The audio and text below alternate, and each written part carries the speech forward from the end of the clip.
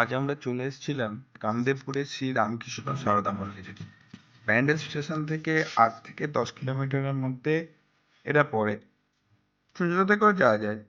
চুঁচুড়া বা ব্যান্ডেল যেখানে দিয়ে যাবে না কেন, সুগন্ধা মোড় থেকে চন্দননগরের দিকে জাস্ট একটু এগোতে হবে। একটু এগোলেই দিল্লি রোডের ধারে সাইনবোর্ডে দেওয়া আছে কামদেবপুরের কাছে যে মন্দিরে যাবার রাস্তা। মন্দিরের টাইমিং সকাল 7:30 থেকে দুপুর 12টা, আবার বিকেল 4টে থেকে সন্ধ্যা 7:30। তবে আমরা বিকেল 4টের একটু আগেই পৌঁছে গেছিলাম, খোলাও ছিল, ঢুকে পড়েছিলাম। শুনলাম যে এখানে ভোগের ব্যবস্থাও আছে, তবে তার জন্য আগে জানাতে হয় এবং একটু সমূল্যে অবশ্যই।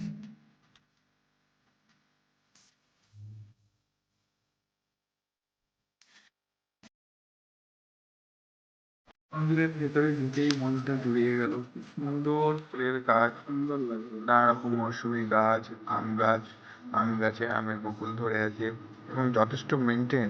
দেখলেই বোঝা যাচ্ছে যে যথেষ্ট মেনটেন, সুন্দরভাবে মেনটেন করা, পরিষ্কার। দুপাশে বাগান, গাছগাছালি, পরিষ্কার পরিচ্ছন্ন, একবারে শান্ত একটা সুন্দর পরিবেশ। গিয়ে আমাদের মনটা, সত্যিই বলছি কি, মনটা খুব ভরে গেল। এখানে দেখলাম দোল উৎসব হচ্ছে, রথের বিয়ে হয়, তারপরে এখানে শ্রীরামকৃষ্ণের এখানে দীক্ষা দেওয়া হয়। মোটামুটি বেলুড় মঠে যা হয় কাছাকাছি ঠিক সেই রকমই হয়। এখানে দীক্ষা হয়, এখানে ডোনেশন করতে পারবেন। এখানে দেখলাম স্টুডেন্টরা আছে, বেশ কিছু স্টুডেন্ট দেখলাম যারা পড়াশোনা করে।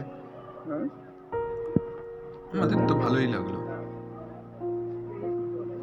আর যেতে কোনো অসুবিধা নেই, রাস্তার ধারে কিভাবে যাবেন, এবং সবচেয়ে বড় কথা, এখানে কেউ আপনাদের কোনো রকম ডিস্টার্ব করবে না যে এখানে এই কী করছো, কেন করছো।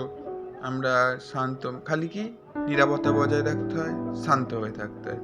একটা দিন সবাইকে নিয়ে এখানে কাটিয়ে আসা যায়।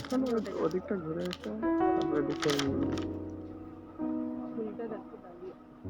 চলুন দেখতে থাকি।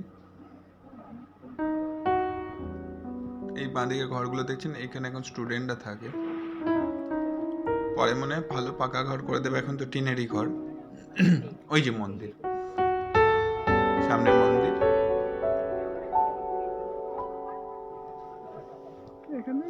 মন্দির এরিয়াটাও খুব পরিষ্কার।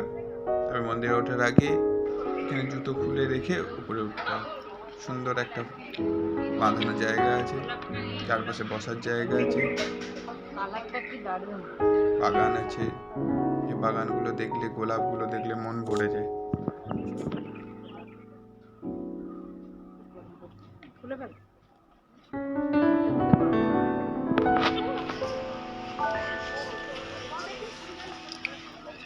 মন্দিরটি 2024 সালে হয়েছে, খুব পুরনোও নয়। 2024 সালে এটা হয়েছে। 2024 সালের রথযাত্রার দিন, জুলাই মাসে তৈরি হয়েছে, চালু হয়েছে। শ্রী রামকৃষ্ণ ঠাকুর, সারদা মা এবং স্বামী বিবেকানন্দের 3জনের মূর্তি রয়েছে। মূর্তির সামনে এখানে প্রার্থনা করা হয়।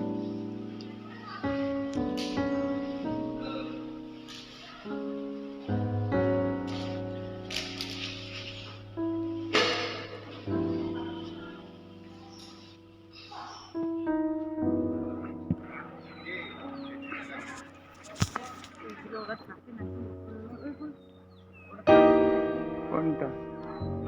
হ্যাঁ হ্যাঁ,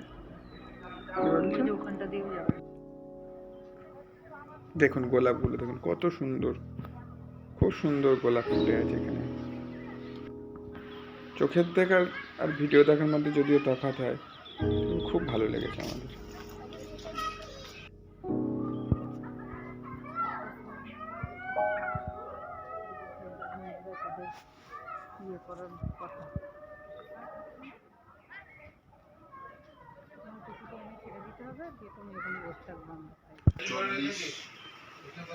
এখানে আপনারা ঠাকুরের বই, ধূপ, মধু, আচার, ব্যাগ, নানারকম গিফট আইটেম, এগুলো সব কিনতে পারবেন। এখানে ওয়েটিং রুম এটা, এবং যথেষ্ট রিজনেবল রেট। বাচ্চারা এলে এখানে দোলনাও খেতে পারবে, এ যদিও বাচ্চা নয়, কিন্তু এটা হচ্ছে মায়ের বাগান বলেন। এইখানেই মেনলি আপনার হয় প্রেমানন্দ ডাইনিং রুম। এখানেই আপনার দুপুরের যে ভোগের ব্যবস্থা হয়, এইখানেই ভোগ খাওয়ানো হয় খাবার সময়।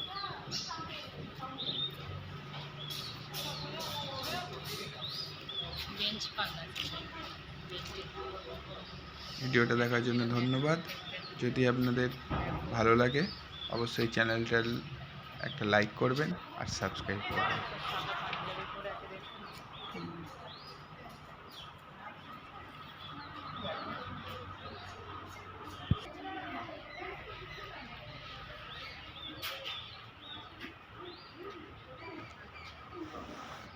আবার অন্য কোথাও অন্য জায়গায় নতুন কিছুর খোঁজে আবার আমরা বেরিয়ে